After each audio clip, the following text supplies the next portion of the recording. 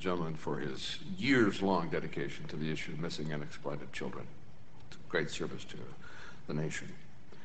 We'll now consider the bill for amendment. Chair recognizes Subcommittee Chairman Costello. Mr. Chairman, I have an amendment at the desk. The amendment is available in each member's packet.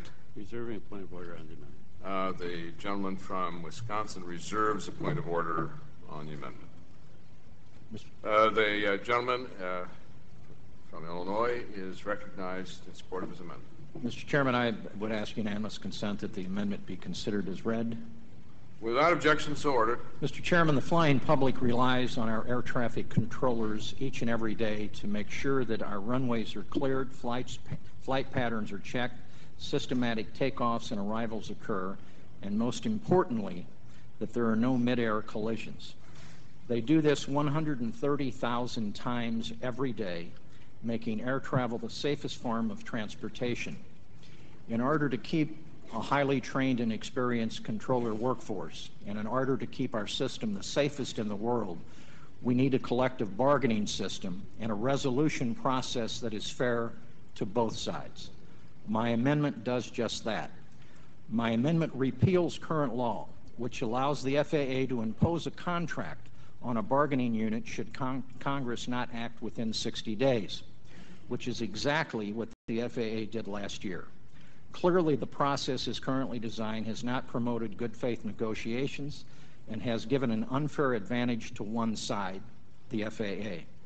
My amendment ensures a fair process to resolve impasses that arise during collective bargaining negotiations with the FAA, instead of the current one-sided process. The amendment before the committee now, 1, establishes a new process. If agreement is not reached between the FAA and the bargaining representative, the matter must go to the Federal Mediation and Conciliation Service for mediation. If mediation does not lead to an agreement, then the parties must go into binding arbitration by a private arbitration board. The new process would apply to the current contract dispute between the FAA and the air traffic controllers.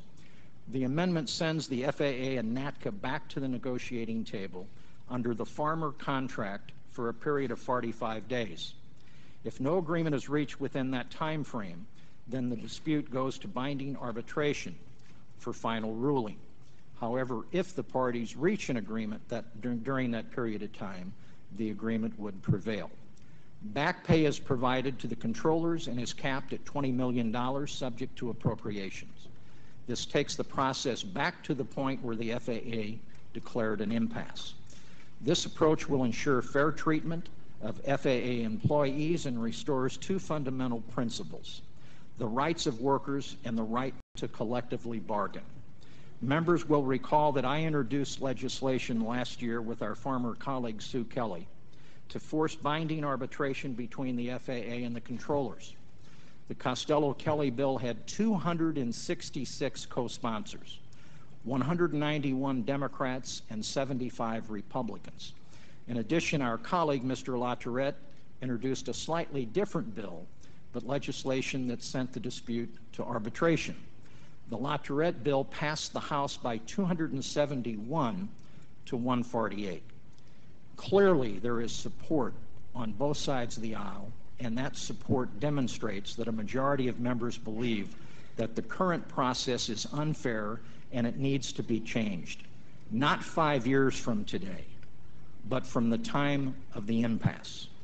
In the last 3 weeks, as you heard earlier, Chairman Oberstar, Mr. Mica, and others have worked very hard to reach an agreement between the FAA, NATCA, and the Department of Transportation with the Secretary of Transportation and the Administrator.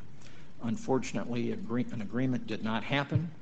It is very clear to me at this point that the only way to resolve this dispute is for an independent third-party arbitrator to resolve the dispute.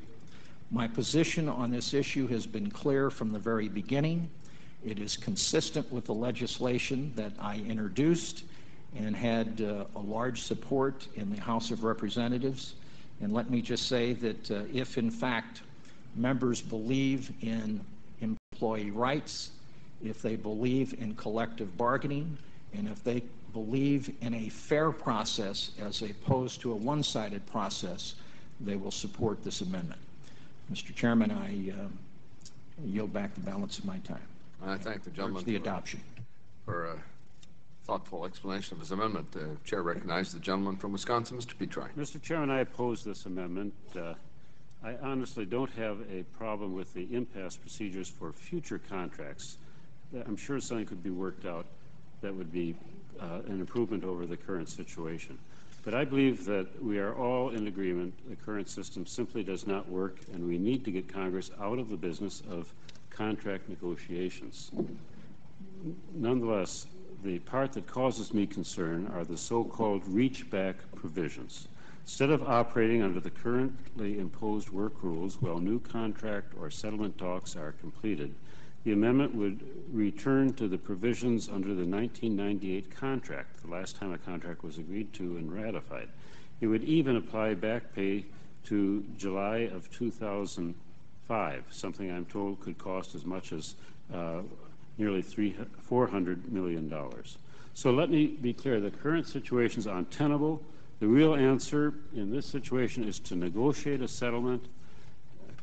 Chairman Oberstar, my colleague Jerry Costello, my colleague Mr. Mica, and I have encouraged the two parties to work out their differences, and I know every member of the committee agrees, and Mr. LaTourette has been particularly helpful in this process. Both Administrator Blakey and the union president, Pat Forey, have been diligent these last few weeks in trying to resolve their differences. I hope that both parties will continue to negotiate in good faith and bring a resolution to this issue as soon as possible. But I don't think we should be trying to do this legislatively. This amendment could potentially kill the bill. It seems clear the White House will veto the bill if the look-back provisions are included. We may end up with no contract and no bill, and so, Mr. Chairman, I oppose the amendment, and I thank you. I'd yield any time to Mr. Mica, and he could get his own time in addition. So.